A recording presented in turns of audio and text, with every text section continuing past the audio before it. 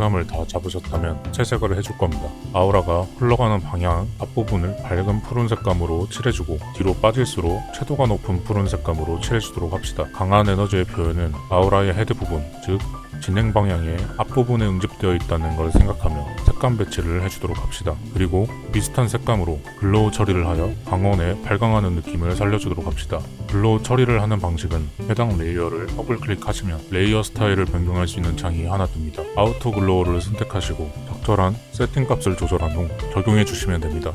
저는 글로우가 쉐입에서 멀어질수록 오퍼시티가 낮아지며 아예 빠지면 자연스러울 것 같아 그라데이션을 선택하여 적용해 주었습니다.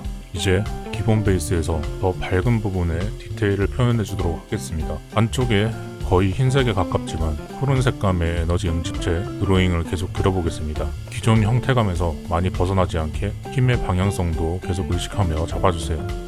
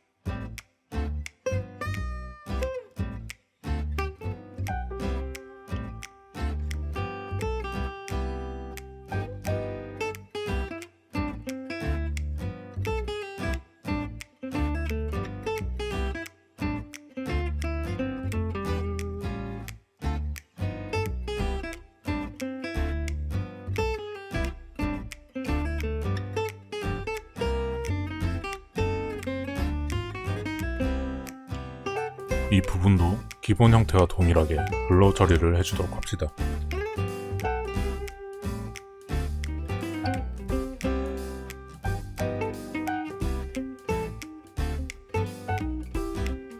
디테일 부분을 살려주셨다면 지금까지 만든 아우라의 입체감을 표현해주기 위해 뒷부분에 어두운 아우라를 표현해주겠습니다. 이 부분도 기본 형태감을 잡을 때와 동일하게 힘의 방향성, 앞부분에 응집되어 있는 아우라, 뒤쪽으로 약해지며 덩어리로 떨어져 사라지는 아우라, 이런 것들을 생각하며 기존 형태감에 어색하지 않게 신경쓰며 작업을 진행해보도록 하겠습니다.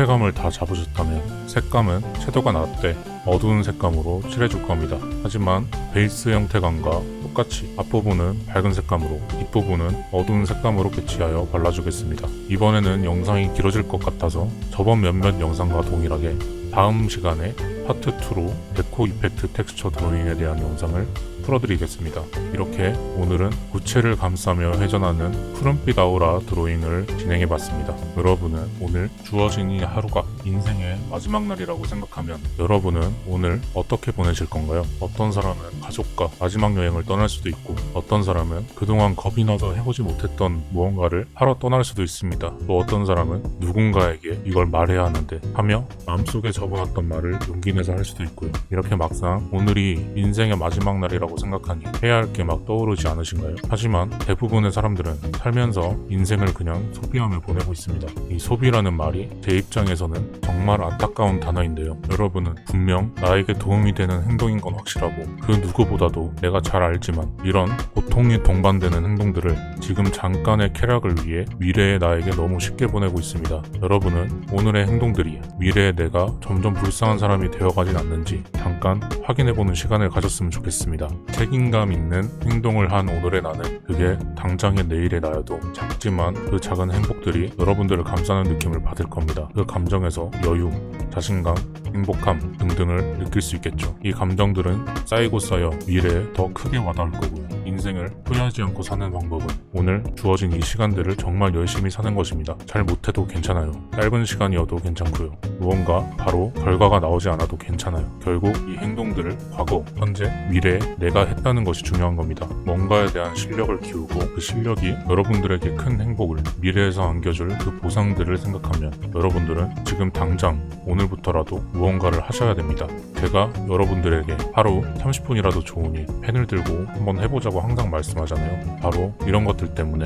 하셨으면 좋겠다고 생각을 하는 겁니다. 기회는 누군가 줄 때까지 가만히 노려보고 있는 것이 아닙니다. 기회는 움직이는 사람에게 찾아오는 법입니다. 그 기회를 쟁취할 확률도 높아지는 것이고요. 앞으로도 여러분의 드로잉 실력을 늘리는데 또는 무언가를 배울 때 좋은 마인드셋에 필요한 제 경험과 생각을 토대로 말씀을 드릴 겁니다. 결국에는 그 마인드셋이 성공하는 사람들의 움직이는 연료가 됩니다. 정말 사소하지만 정말 안타깝게도 이런 방식들로 인생을 대하는 태도가 달라지게 되는 건 명확합니다. 여러분들도 자신을 소중하게 생각한다면 제 말을 다시 한번 곱씹어보며 과거의 나, 현재의 나, 미래의 나에 대해 생각해보는 시간을 가져보길 바랍니다. 그럼 저는 다음 시간에 파트 2로 찾아오도록 하겠습니다. 구독과 좋아요와 여러분들의 따뜻한 댓글 하나하나는 영상을 만드는데